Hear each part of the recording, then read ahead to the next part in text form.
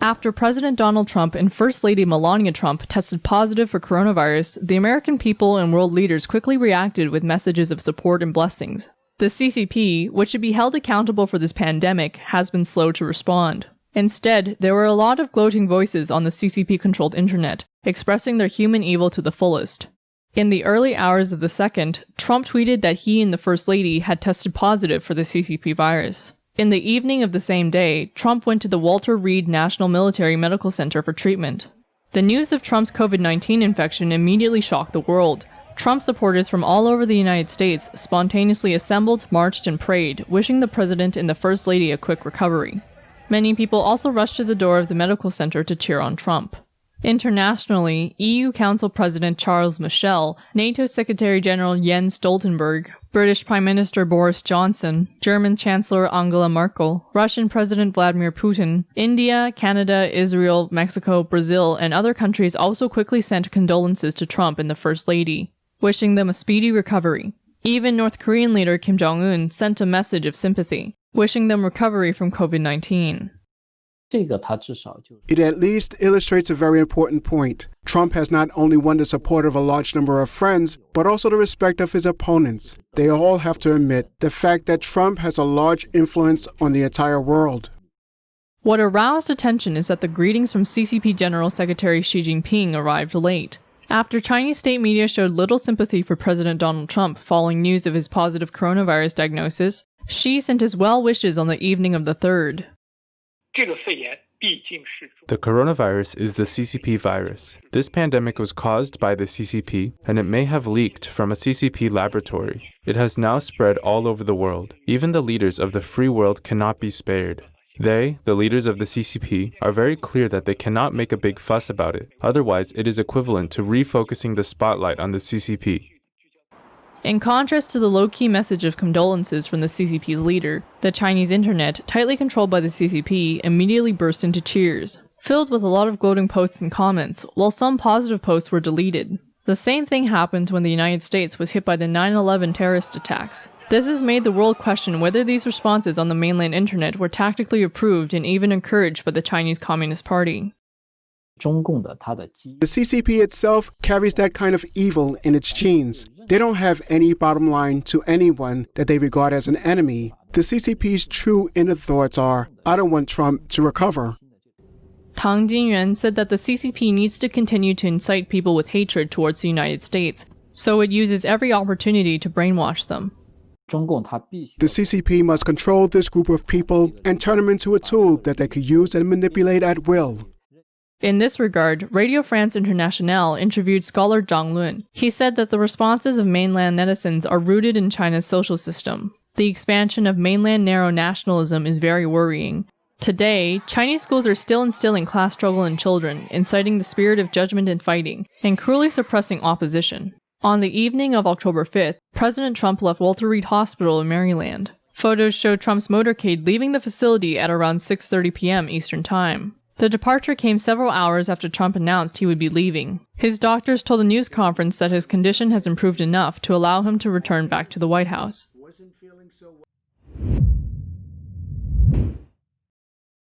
The Chinese Communist Party, CCP, has tightened its grip over its members' online speech, as suggested by an urgent notice obtained by the Epoch Times. The official notice was dated January 28, 2020, and jointly issued by the Publicity and Organization Departments under the CCP Committee of Luoyang City in Henan Province and the local cyberspace administration. The notice states that it is strictly forbidden to take photos of and record confidential documents, sensitive meetings or events, and to upload them to the internet through WeChat, QQ, and other Chinese instant messaging tools. In particular, information on the pandemic must be kept strictly confidential. In fact, a similar document was released on May 27, 2017, to channel the online behavior of CCP members and cadres to ensure they toe the party line. The leaked documents show all local CCP members, including school teachers, had to sign a letter which guaranteed that they would abide by the rules of proper online behavior. One document shows that teachers in number 43 middle school in Luoyang all signed their names on the letter on October 11, 2018. Other local party members in at least 48 institutions signed the same letter, which involved the party school of Luoyang City, the local judicial bureau, legal affairs office, Luoyang Daily, and Luoyang Community College.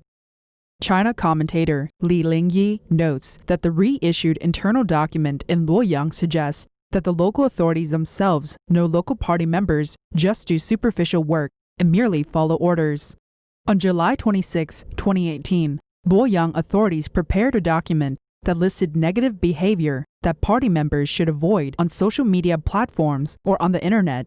They included making inappropriate comments about the top CCP leadership, organizing or attending anti-party activities, attending religious activities, attending protests and rallies, and divulging state secrets or sensitive information. Additional documents show that more than 40 work units reported their performance to the local cyberspace administration, including the local United Front Work Department. For example, Luoyang TV station stated on August 10, 2018, that it registered 400 employees' instant messaging tools and social media accounts and kept more than 20 WeChat public accounts on file, which were created for various frequencies, channels, and shows. With private enterprises growing, the CCP is working to place internet firms under its control and introducing them into the party's leadership. On August 14, 2017, a survey conducted by Luoyang Cyberspace Administration on party building among local internet companies revealed that 7 among 9 internet companies form party branches. Luoyang authorities also established a party committee in the local internet sector, which is located at the Cyberspace Administration and receives guidance from the Provincial Publicity Department and the administration. Prison slavery is a common practice in China, and prison guards get well paid by exploiting inmates. A leaked official document issued in 2003 by Chinese authorities indicated that the income of prison guards was several times higher than that of ordinary civil servants.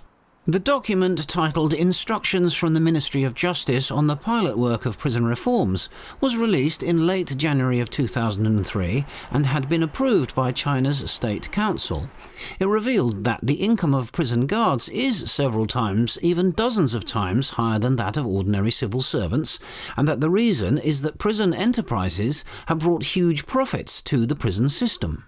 Liu Xiaobin, a former police officer in Dalian City, said that he learned from colleagues in 1999 that the income of prison guards was significantly higher than that of the public security police at the time. We don't know how much higher. After all, we were in 2 systems. One is the judicial system, and the other, which I belonged to, is public security. The information was confidential, but we already knew that their salaries were much higher than ours. According to the leaked document, the total production of prison enterprises nationwide increased from $408 million in 1984 to $1.7 billion in 2001, a more than 4-fold increase. Fixed assets of China's prisons increased from $500 million to $1.7 billion in the same period. The Chinese magazine Lens once reported that during the peak period there were more than 5,000 prisoners undergoing re-education in Massanjia labour camp in Liaoning Province. These inmates worked as unpaid slaves and produced handmade products, including export commodities for the prison enterprise. The total value of their slavery products was nearly $14.7 million a year. Lens was suspended by Chinese authorities in 2013 for its bold coverage of prison slavery in China. My brother-in-law told us that their income increased a lot in the form of gray income, but income of prison guards in North China is not as high as those in South China. I asked him if prisons in South China, such as Jiangsu Province, offer higher salaries for the guards, because Jiangsu is famous for production of small commodities. He said yes, a lot more. Now, an ordinary guard earns $1,200 to $1,500 a month, which is funded by the government. I'm talking about regular wages. On top of that, they have extra income from production of slave labor. We as outsiders don't know how much the extra income could be.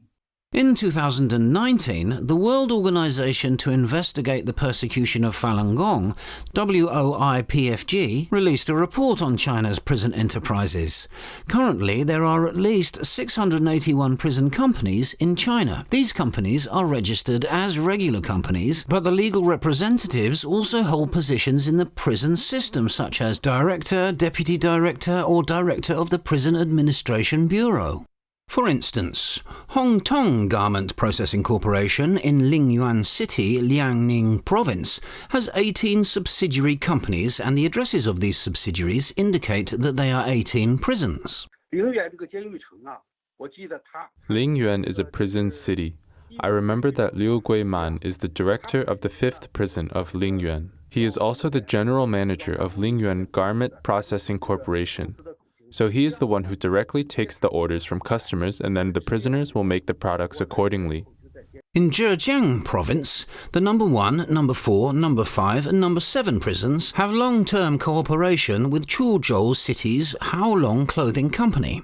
Haolong Clothing clearly stated in its advertisement that the company processes its products in its own factories and prisons, and there are more than 20,000 processing staff in its prisons. 90% of the factory sales are overseas markets. The prison slave labourers receive no wages or very little compensation.